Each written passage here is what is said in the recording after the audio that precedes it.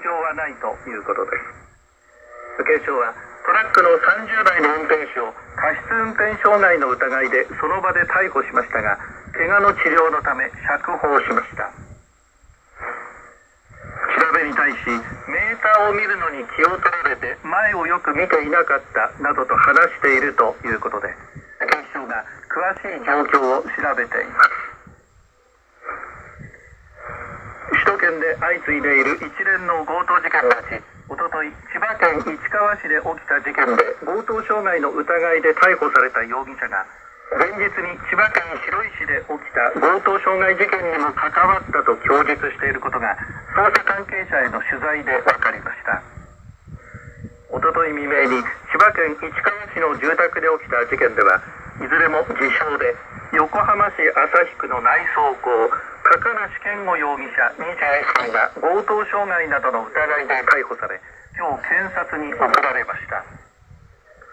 また事件後、行方が分からなくなったこの家に住む50歳の女性を監禁したとして逮捕された住所職業不詳の藤井修容疑者26歳も今日検察に送られました。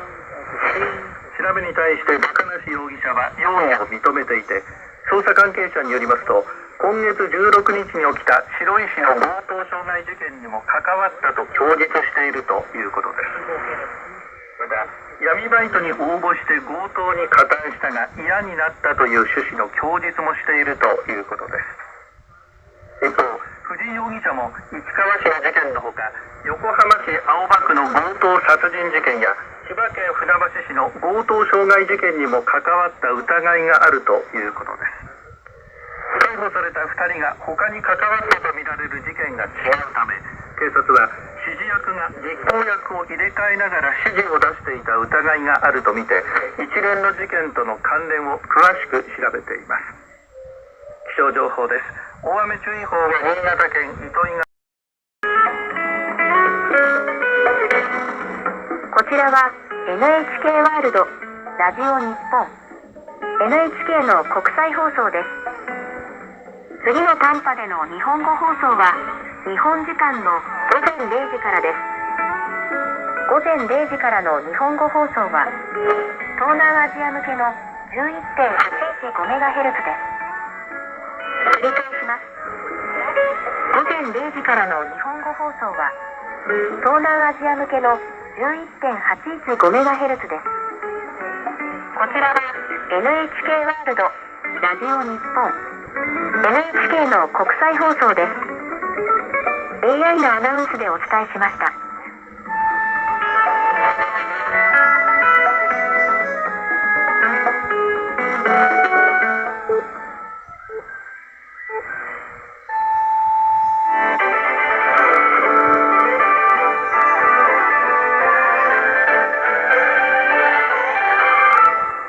Welcome back to NHK.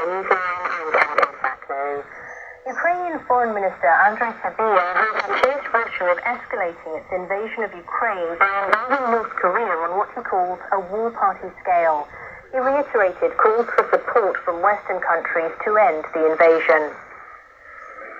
Sybiha wrote on social media on Friday, North Korea is aiding Russian aggression against Ukraine with weapons and personnel, not mercenaries, regular units. South Korea's National Intelligence Service said on the same day that North Korea had dispatched about 1,500 Special Forces troops to Russia's Far East this month.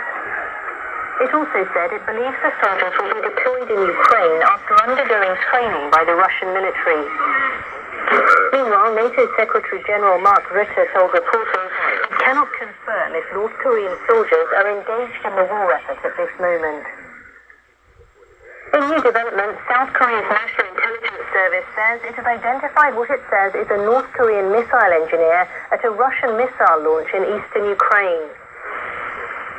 The agency analyzed a photograph believed to have been taken near Ukraine's Donetsk region on an undisclosed date.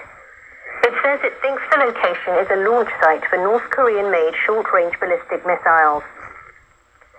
The agency says facial recognition technology concludes it's more than 80% likely that one of the people in the picture is an engineer who accompanied Kim Jong-un in August last year on a visit to a factory that manufactures mobile missile launchers. It says North Korean engineers dispatched to Russian forces in Ukraine appear to be supporting launches of North Korean-made weapons while trying to come up with new technologies. North Korea says it has discovered the remains of a drone in Pyongyang and that it is the same type as those used by the South Korean military. North Korean state-run media carried a statement issued by a Defense Ministry spokesperson. The statement says a crashed drone was discovered on October 13th and that experts determined it was the same as the reconnaissance type displayed at a South Korean military parade held on October 1st. It notes that a box fixed to the underside of the drone shows it had likely dropped leaflets in Pyongyang earlier this month. The spokesperson warned that if Pyongyang confirms a territorial violation by the South's military, it will regard it as a declaration of war and launch an immediate retaliatory attack.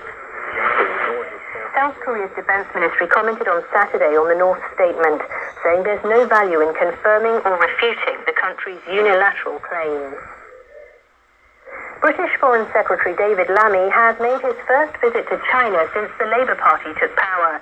He showed a positive stance to improving stalled bilateral relations.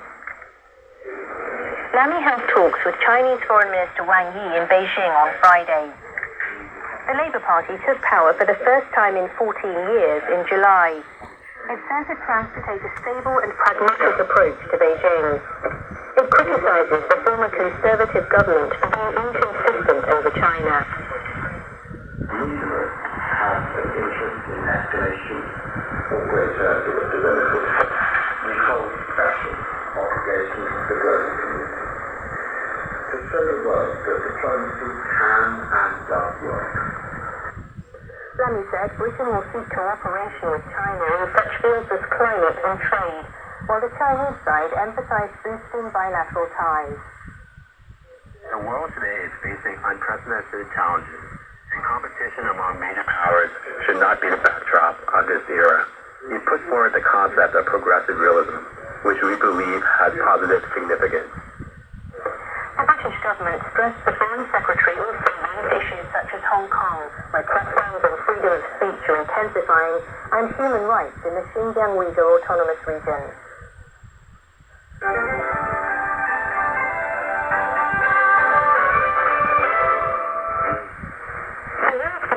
Transportation has begun an investigation into the automaker Tesla's full self-driving system. This follows reports of crashes of Tesla vehicles in low visibility conditions. The probe will cover 5 Tesla models. The National Highway Traffic Safety Administration says the probe will cover about 2.4 million vehicles from the model years of 2017 through 2024. Department officials say they've received reports of 4 crashes that occurred in low visibility conditions, including sun glare and fog. One of the crashes was fatal. They say the review will assess whether Tesla's driver assistance system can operate safely in poor visibility conditions. The US electric car maker recently unveiled plans to use the system in a fully autonomous taxi with no human drivers. However, the results of the investigation may affect the planned launch of the vehicle.